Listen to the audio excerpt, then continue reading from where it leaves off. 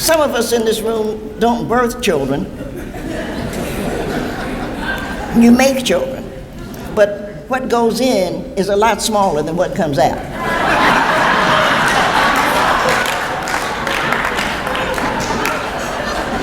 That's the truth.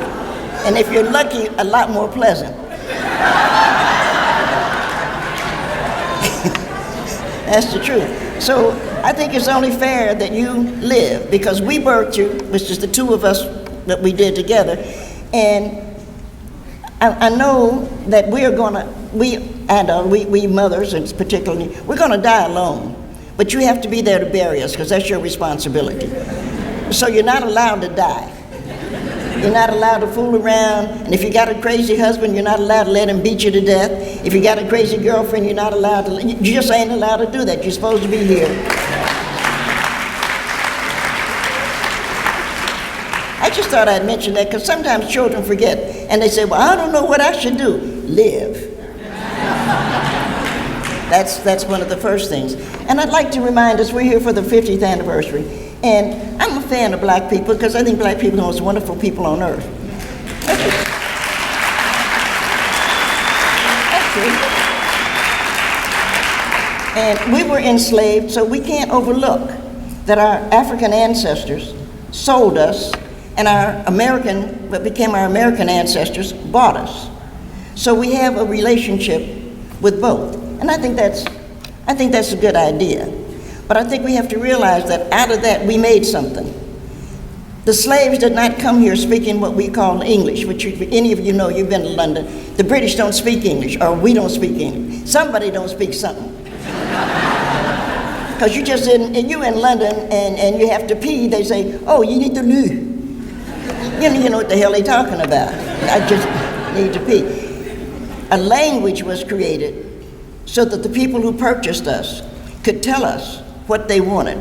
There was cruelty. I'm not overlooking cruelty, but the language had to be created so that they could talk to us, and we had to learn a language so that we could understand it. So what we call American is really black.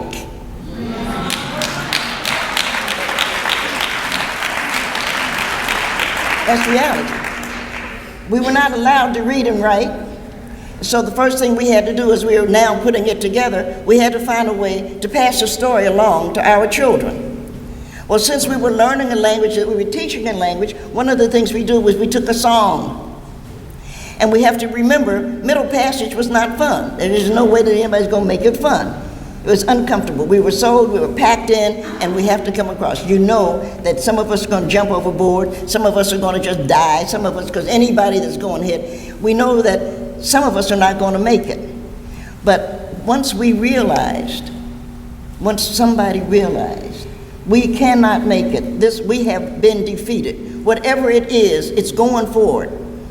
And we can't do anything about it. I always think it was an older woman, because I like older women. I think we're the best things on earth. And I like to think that what she wanted to do was she wanted to comfort her people. And since there were many languages, everybody acts like there's a language called African. There's no damn African language. Think about it, like there's no European language. They get German and Swiss and all of that stuff that they get, Portuguese, Spanish, and I'm like, I like it. I like the food, you know, but there is no African language. So she had to find a way to comfort her people. And she did that with a moan. And that moan was heard. And it's what carried us to this new world that we're going to make. That we're going to be the people that are going to determine any number of things about it. But as we had that moan, and those of you who know your spirituals, and most of you don't and you should, of all of the spirituals that we know, there's not a one that seeks revenge. There's not a one that seeks hatred. There's not a one that puts anybody down. I think it's a wonderful thing that you can be a part of a people who learn to love.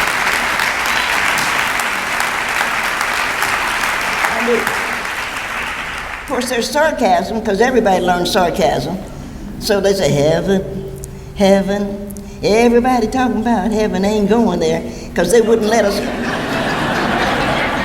They didn't want us to go to church. They didn't want us to understand, and they didn't want us to discover Jesus. Jesus is a good guy. I get tired of that too, because I watch these hypocrites, starting with your president and going on. I do. Oh, I'm a Christian. I don't know a Christian on earth that treats people the way he does. I don't. I think it's just incredible that we talk about, well, Jesus loves everybody. That's because they're not reading the New Testament. Because Jesus didn't love everybody. You can see it's right there. When he's 12 years old, he was arguing with the men. And they were mad at him. Said, what's this 12-year-old boy doing telling us how to live? He knew what he was doing, and he knew he disliked them. But his mother wanted to take care of him. Joseph, all smoking pot someplace, he's always gone. But Mary got her son out of there because she knew that they were fools and they would hurt him. She knew that. But we know that Jesus also went out into the desert to purify himself. You remember that? 40 days and 40 nights. And you remember Satan came and said, you know, what can I give you? I can give you gold, I can give you silver, I can give you a woman. What do you want? And Jesus said, get thee behind me, Satan. And if my Greek was a little better, I'm sure what he said was, get thee behind me, motherfucker. But my Greek is not that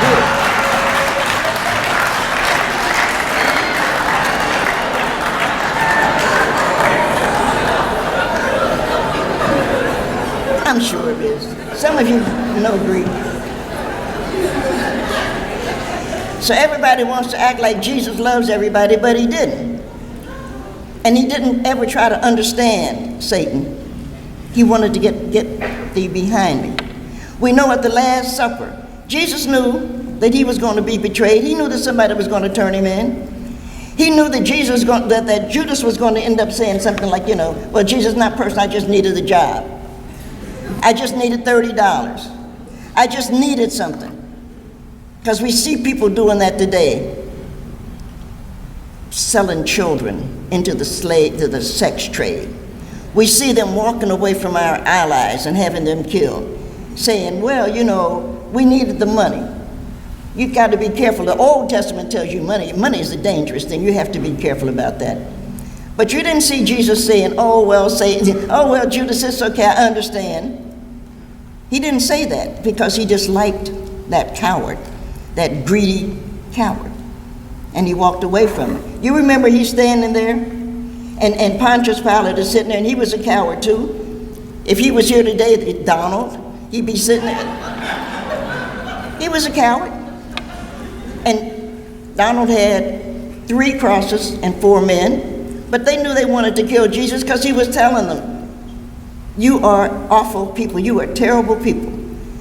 And so he said to the crowd, you choose. And the crowd, you know, I like democracy. I think it's a good idea. But you have to be careful because he asked the crowd said, give us Barabbas. Well, Barabbas was a thief. I don't think any thief should be executed. Don't misunderstand. But that's not his job. His job was to say, this man is an innocent man. Pontius Pilate didn't want to do that. He wanted to collect his money from the Romans, and he wanted to go on, and that's what he did. So now we got Jesus and 2 men. And you have to remember, too, the cross was heavy. I see people all the time, they're wearing the cross, put it on around their neck, like, I wear the cross. No, go pick it up. The cross was heavy. And a visitor named Simon, the Cyrenian, and we are turning our backs on the Cyrenians today. Simon saw what a struggle Jesus was having with that cross. And he went over and said, let me help you. Now, you know, Jesus liked to talk like I do. I'm not, but he liked to tell stories. And so I'm sure that Simon and Jesus talked till they got to the end of Calvary. I wish I knew a way to find out what they talked about. But I know that Simon had to say to Jesus, this is as far as I can go. I'm going to have to give the cross back to you. And I think Jesus must have said to him, good luck. Because Jesus knew what was going to happen with him. He had agreed with God to come down here and die for us, though it was a waste of his life. But he knew that we didn't know. And we in this community, we are the so-called race, and it's only fair to say, we picked up that cross, and we have carried that cross also, as heavy as it was. We know that they nailed Jesus to the cross, and I still don't know why they put him in the middle. I got a minister here. I don't know why they put him in the middle. Because if they had put him on either side, it would have been a different story. But they put him in the middle.